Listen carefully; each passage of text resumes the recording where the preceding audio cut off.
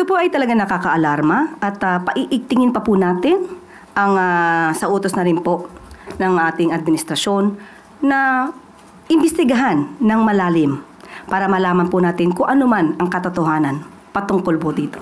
Nababahala ang Malacanang sa ulat ng National Security Council o NSC na may mga indikasyon ng posibleng pakikialam ng China sa 2025 midterm elections. Ayon kay Palace Press Officer Undersecretary Claire Castro, nakarating na kay Pangulong Ferdinand Marcos Jr. ang impormasyon na ito.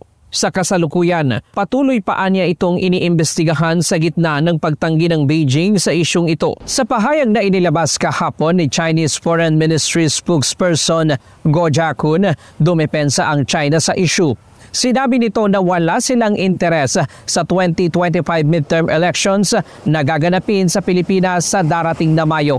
Anya hindi sila nanghihimasok sa mga panloob na issue ng ibang mga bansa. Ayon naman kay National Security Council Assistant Director General Jonathan Malaya, makikipag-ugnayan sila sa National Bureau of Investigation para sa case build-up ng kaso. Ito na yung sisimulan nating investigasyon based doon sa naging pagsisiwalat ni Senator Tolentino. The NBI was there and the National Bureau of trabaho ng NBI na imbestigahan na itong Infinitus company na siyang may kontrata sa Chinese Embassy.